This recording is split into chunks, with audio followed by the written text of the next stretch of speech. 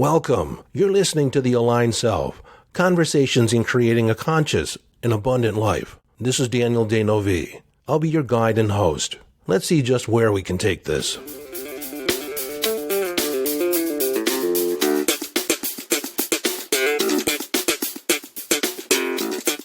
Hello, friend, and welcome back to the conversation.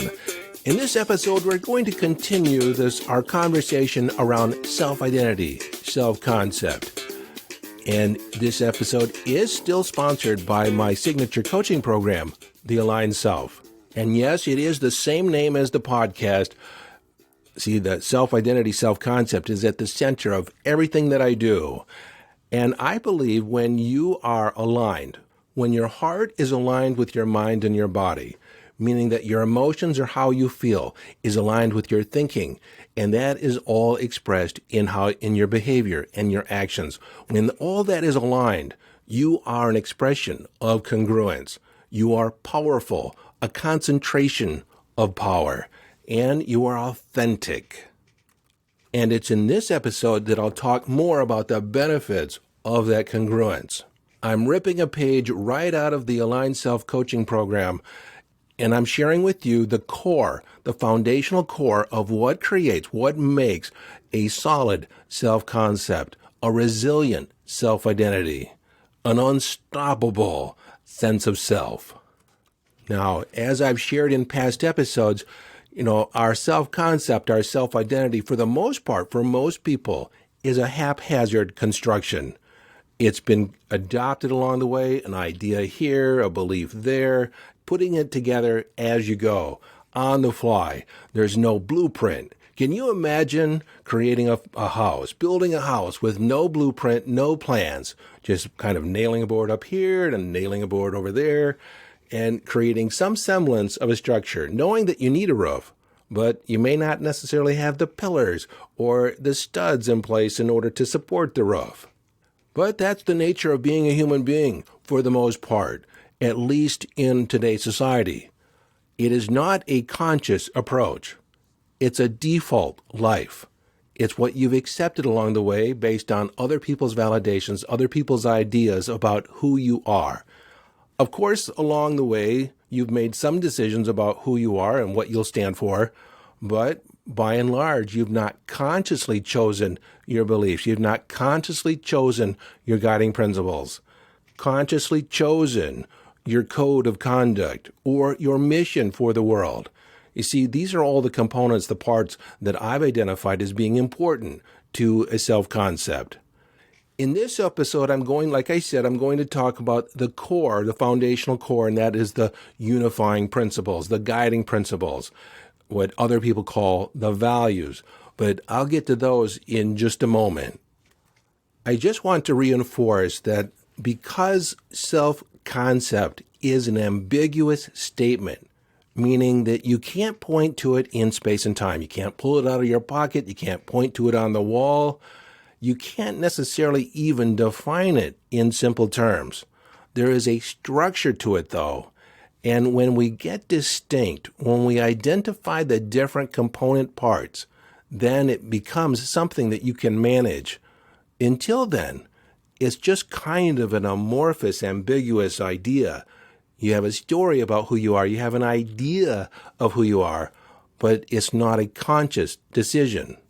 And for me, I think that's critical. It's been my experience. I've gone through this whole process myself, crafting my self-identity. And, I've always been interested in self-concept. I can remember in the early 90s, I flew to the East Coast. I flew from Michigan to Princeton to sit with a psychologist, a seminal thinker in the area of self-concept, self-identity, Maslow's hierarchy of needs, self-actualization, being the best you can be, all you can be. And he was talking about guiding principles, about values. And I was thinking I was going to learn something. And it was my intention to learn something.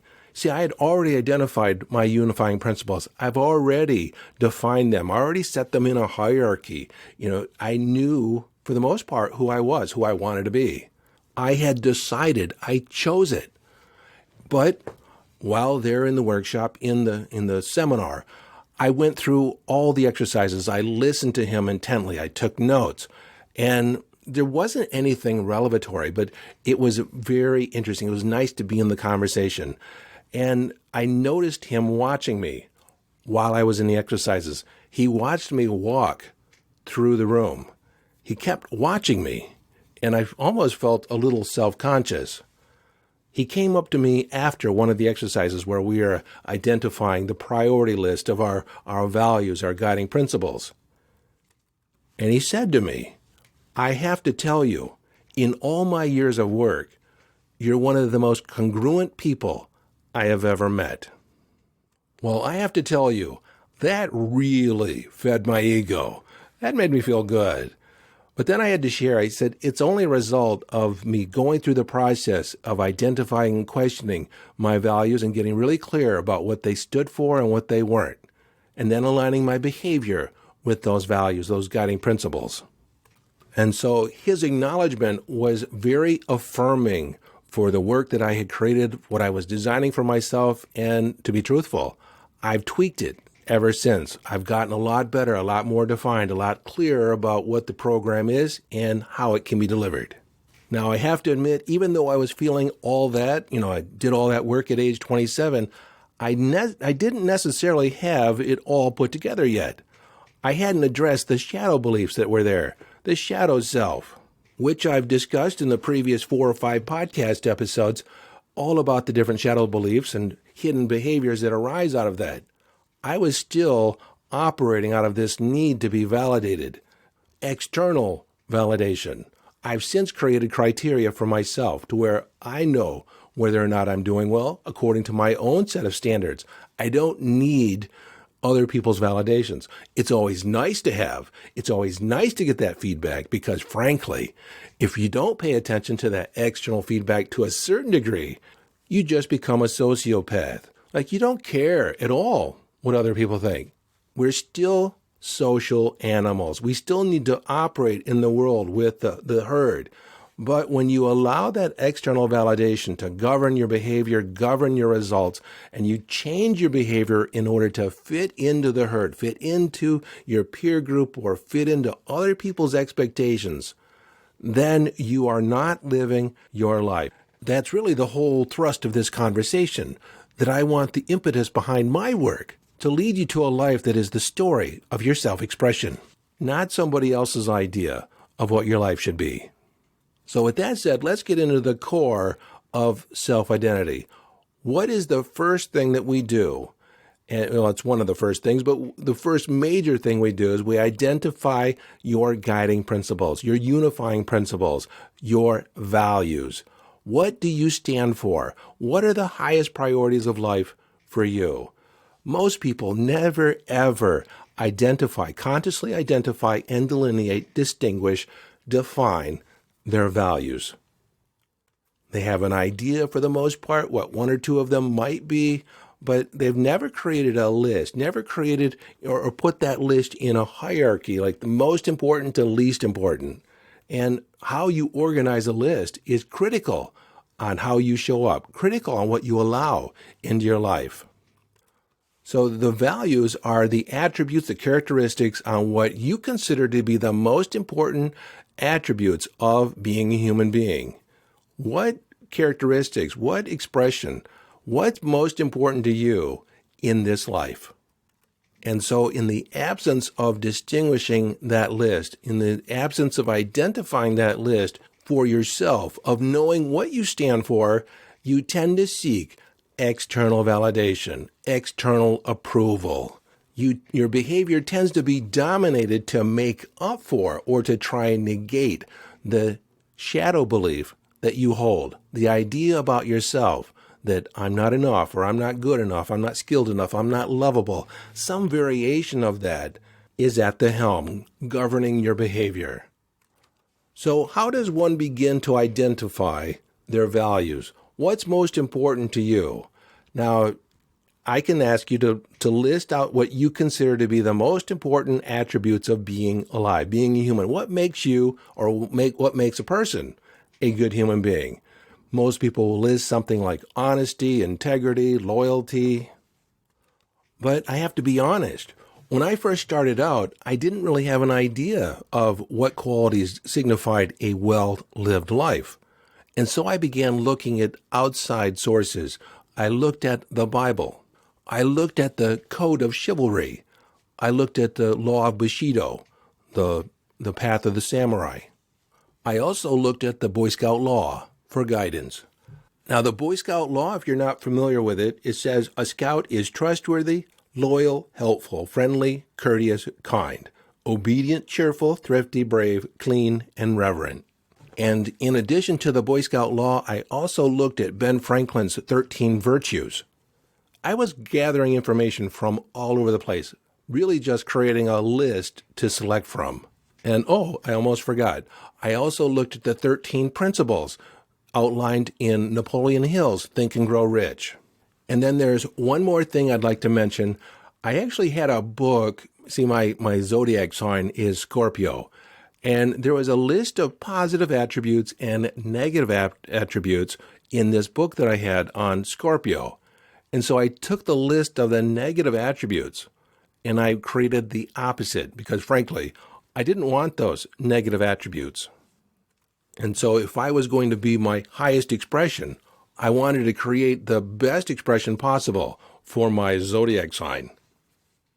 And a couple of those negative attributes would be something like suspicious. So I would be open and trusting. I would be trustworthy. Being trustworthy, I think, is better than being trusting. Another negative attribute is a proclivity to negativity. And I decided that I was going to look at the world through the eyes of possibility. And then one more negative attribute is vengeance. A lot of Scorpios are vengeful. And I decided to counteract that. I would be accepting. I would be forgiving. Now, while I can be forgiving, I did still hang on to the Scorpio attribute that I can forgive, but I do not forget. Fool me once, shame on you. Fool me twice, shame on me. I will not be fooled twice. So I want to give you a couple more sources that you can look to glean or add to your list of characteristics, qualities, values, guiding principles. One is to look at people you respect. They could be celebrities, they could be people from history, people that you admire, even people in your life, people you actually know. You like what they're doing and you might even interview them. What do you value? What's most important? How do you make decisions? And in looking at people you respect, identifying especially people from history, look to autobiographies. Look for documentaries. In fact, there's a documentary or docuseries that's airing this weekend on, I think, the History Channel, and it is on Teddy Roosevelt. You see, I am still tweaking. I'm still adding to my list. I'm still reviewing it, processing it, adding to it, fleshing it out, making it even more expansive, bigger, because I want to change history. I want to make an impact, and I have to align myself with that vision. And that means looking at individuals that are making a profound difference in the world, that have made a profound difference in the world. And that brings me to an important point on you making your list, identifying your unifying principles. This list is not set in stone. It is a living document. It's going to be something you add to, embellish, redefine, and I have gotten very definitive on my characteristics, my values. And, I think I might share a couple of my values, my highest priorities of life. And I was going to do that, and then I decided not to. Well, not right yet. I'll do it further down the road here, further into the episode. So at this point, you have a list. You have a list of possible guiding principles, unifying ideas, that values, your highest priorities of life. And your list should be extensive at this point. So how do we begin to pare down, condense this massive list of potential qualities or priorities of life, guiding principles? The best way I've found to do it is to get yourself a stack of 3x5 blank note cards. Go to the local drugstore, go to the local office, supply store, and get yourself some 3x5 note cards. And then start writing down an attribute per note card. Just write down the ones that appeal most to you at this point. And do so from the context of what you currently value, but also consider the person that you want to be, how you want to express yourself in the world.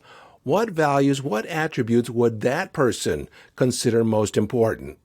Now, to end this second part of listing them on the note cards, you should end up with about 10 to 30 attributes, guiding principles, values that you can take a look at, that you can further define. And I would shoot for a minimum of 10. Now, you can get by with 5, but with only 5, it still leaves a lot of area open to interpretation. So I think 10 is a good round number. And of course, you can have more, but I'm suggesting in the beginning that you don't work on more than 10. So we're going to be identifying. We'll just go to step number 3 here. And that is taking your list of note cards, those ideas, those concepts, those unifying principles that you've identified, and begin putting them in order of the most important to the least important. And to do this, it might be helpful to spread the cards out on a large table and just go through and try and identify like the most important virtue, the most important guiding principle. And then once you have a stack of cards, then it becomes easy just to kind of play, shuffle the cards from top to bottom, what is the most important, the least important, and you'll just have to ask yourself. It's going to be a very personal decision for you. There's no right answer. But depending on what's your highest guiding principle, that will determine, where you focus your attention, where you focus your power. Now, this might be a good time for me to tell you my highest guiding principle in the world, and that is love. Love is what I value above all else. And as I talk about love, I'm going to talk about the fourth step here in this process, and that is to define your guiding principle. Define it in a way where it's tangible. Now, love is one of those words that means a lot of different things to a lot of different people. So what is the criteria? How do I define love? I define love as a verb. Love is a verb. Love is a word you live. Love is unconditional, or it's something else. Meaning that if it is conditional in any way, it is not truly love. Love is a way of being. So how I show up in the world is being love. Now, in the beginning, my definition of love was relatively simple. I want it to be simple so it's not confusing, so I know when I'm expressing it and when I'm not. But since that beginning definition, I have added different distinctions, that there's humanitarian love, love for humanity, or agape love. There's also intimate love with a partner and my family, and then familial love that I have expressed with my friendships. So I have different expressions of love that are a little bit different, but at the heart of it is it's unconditional, it's accepting. Love for me also is at the heart of my spirituality. If I have a religion, it's love. And then the last step in this process is to take a look at your behavior. Where is your behavior not in alignment with your values? Where are you not congruent with your guiding principles? So in the case of love, I took a look at my behavior and asked myself, where in my life am I not congruent or aligned with love, being love, expressing love? I looked at my friends, and I had areas where I was very judgmental of some people in my life. So to be in alignment with love, I stopped that. If I was to accept them 100%, to love them unconditionally, I could love them just as they are. They need not be otherwise. Now, there are things that they do that I don't like. And to me, there's a distinction between loving someone and liking them. There's behavior that I can't accept, but I love them. I allow people to be their expression. Then it becomes a decision for me whether or not I allow them in my life.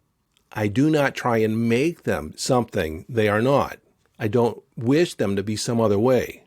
Now, some of the other values guiding principles that I have, creativity is one. I must be creative in life. I value creativity. I value honor. I value leadership. I value intelligence, personal growth. I used to have trust on there, but I've since changed that to being trustworthy. I am being trustworthy. See, I can control myself. I can't control other people. Now, that idea of being trustworthy didn't really come up until later when I was in a relationship. A relationship brought that out, and I realized, being trustworthy is more important than having trust. Now, what that looks like on the behavior side is that my wife and I have an agreement of being trustworthy. So we know the passwords to both of our phones. We have full access to our emails. There's nothing that's hidden. And, we don't go around snooping. But if we wanted to, we could. And so there's that open air of trustworthiness. Like, I have nothing to hide. So, okay, let me recap where we are so far. Your values, your guiding principles are the core of your self-identity, the foundation of your self-concept. And how we arrive at that is identifying what is most important to us. What are our highest priorities of life? And I gave a variety of ways to access that information of compiling a list, and then we create a hierarchy from most important to least important.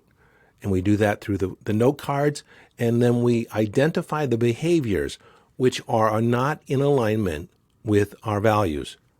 Because behaviors that are not in alignment with your guiding principles creates an incongruence.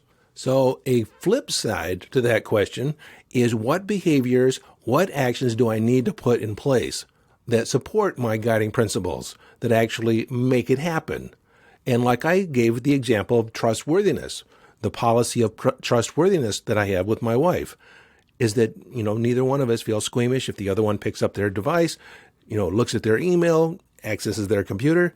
Nothing. It's open.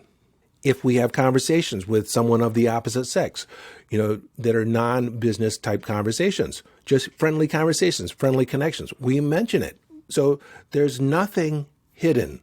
We take on being trustworthy. This brings us to the point where the real value, where the real horsepower is behind this whole guiding principle idea. When you've identified your guiding principles, your unifying principles, those highest priorities of life, and then you bring your behavior in alignment with your values, with your guiding principles, then you know yourself to be integrous. You have integrity. You have wholeness, a sense of wholeness. And when your behavior is in alignment with what you value most, like you're living on purpose, your self-esteem naturally goes through the roof. See, most people make promises to themselves. They say, I'm going to get up 5 minutes earlier, a half hour early and work out. And then they don't the next day. And then they say, it's just me. Nobody will know. Well, you know. When you look yourself in the mirror, you know yourself to be a person that does not keep their word, especially to yourself. Like if I make a promise to myself, I won't keep it. Work out? Sure, I'm going to work out tomorrow. I'm going to work out every day next week. A week goes by and not a thing done. And it's those little broken agreements with yourself and others that undermine your self-esteem, the way you regard yourself, because you look in the mirror and you know yourself to be a liar. Contrast that with that your word is your bond. If you say it, it will happen. So, if you just do this one exercise, identify and delineate and distinguish your guiding principles, your highest priorities of life, and then bring your behavior in alignment with what you value most, then you will create a life that is aligned with what's important to you. You will begin to create a sense of authenticity. Now, there are some other aspects that are part of the Aligned Self, my Aligned Self coaching program, that I've put in because just having the values is not quite enough for a total self-concept. You need some supporting actors, so to speak. So I've identified 4 principles that I call the commitments, that once those are in place, it helps make everything else work. And number 1 of the commitments is commitment. And for me, a commitment is a choice. It is choosing to show up in a particular way, that you're identifying this is important to me and I'm committing all my resources to making this happen. And so the number one commitment is commitment. Number two is integrity. And it's not moral integrity. It's integrity in the sense of maintaining the whole, a sense of wholeness, maintaining alignment. In living your values, in living your guiding principles as being important to you, is maintaining your sense of integrity, the wholeness of you as a person. Now, a close third to integrity is honor, honoring your word, honoring your agreements, being a person of honor, that your word is your bond. You honor your commitment to your guiding principles and that your behavior is in alignment with your values. When your behavior is in alignment, you're honoring your commitment. And so they're all kind of intertwined. And last on the list is congruence. Congruence is alignment, aligning your heart with your mind and your body.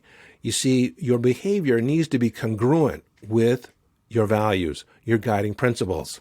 And if you have behavior that is not in alignment, that is incongruent. It doesn't add up. It doesn't equal. And we are all too familiar with people that's incongruent. They say one thing and they do another. They do not walk their talk. Now, in talking about and bringing your attention to the 4 commitments, I have to say, they are not a natural expression of being human. We are not naturally committed. We don't naturally maintain integrity. We don't naturally honor our word. We're not always congruent, especially if we haven't consciously chosen our beliefs and our values. But in adopting the commitments, then it makes everything else work. It makes your life work, your relationships work. In addition to identifying your guiding principles, what else we do in the Aligned Self process is that we identify your mission. You have a mission for the planet and you have a personal mission for yourself, for your life. And that becomes the umbrella under which all your behavior resides. And then we take a look at your beliefs. Do your beliefs that you currently hold support your guiding principles? What beliefs need to shift? What beliefs need to change? What core beliefs do you currently have? And, I've talked about the shadow beliefs that are there. And those are the beliefs we need to shift and change in order to open up possibility, to make your behavior more congruent, to make it easier to be in alignment with your values. And then I came up with the concept of a code of conduct. These are the rules that you have in place that allow you to expand and express completely your guiding principles. So a couple examples of my code of conduct, a couple of them I stole from the Boy Scouts. 1 is be prepared. 2 is never leave a place worse off than you found it. Always leave it as good as or better than you found it. And that's not just places, it's people too. Speaking of exchanges with people, I have a commitment, I have a rule that I always expand possibility.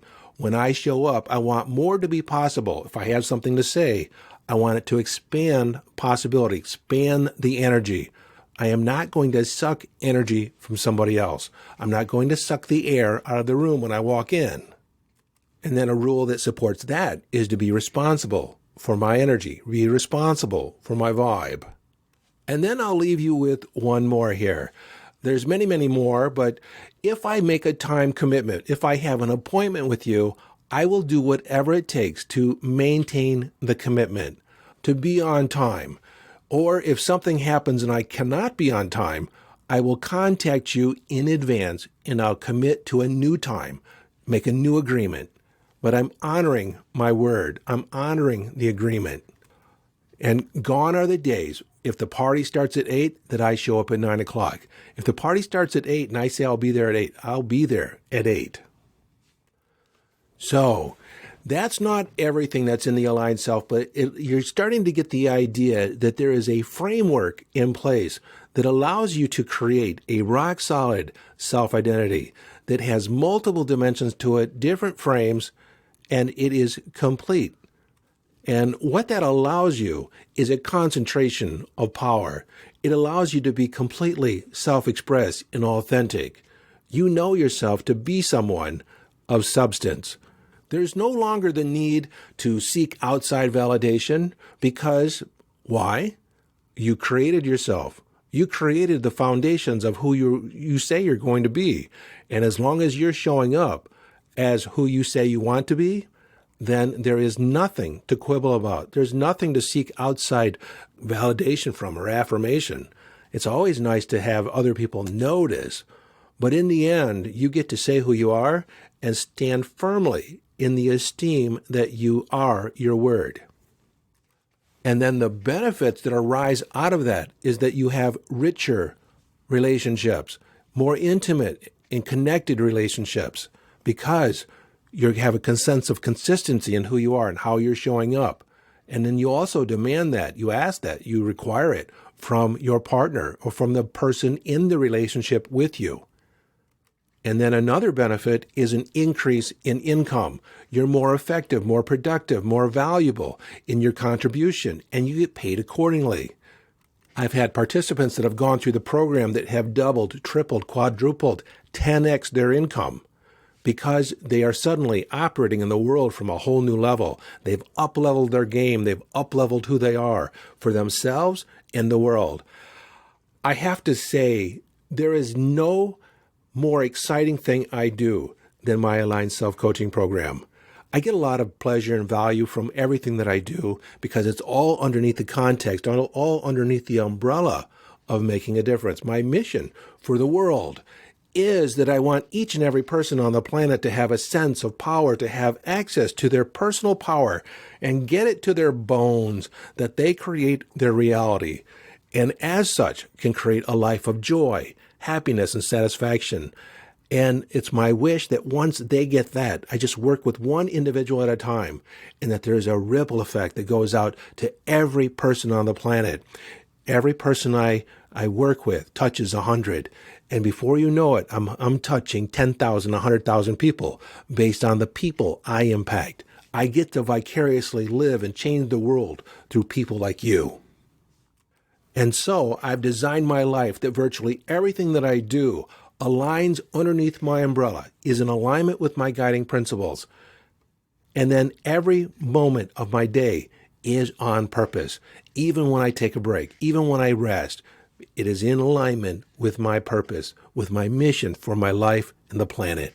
And because the Aligned Self program aligns so intimately with my mission, I get to see people literally transform their life that could not be done otherwise had they not gone through this process. I have to say, and I'm probably biased, but it just is. It's the most powerful program you can put yourself through on the planet, bar none. And I have to admit, it's not for everybody. Everybody will not do this. It takes a certain something to look at your life this way, to put things together. I'll give you the framework. But there's a certain amount of the work that you need to do on your own. I'll help guide you through it. I'll hold your hand along the way. But it is a life of your creation. But oh my gosh, how satisfying. So satisfying. So if you're ready to make an investment in yourself and your future, you're interested in the Aligned Self-Coaching program, go to yesdaniel.com. Just yesdaniel.com. There's a link there. It'll take you to the Aligned Self. Check it out. Until next time, this is your friend and host, Daniel Denovi, urging you to follow your bliss, live your life from inner signals, be inner directed as you engage in the epic adventure.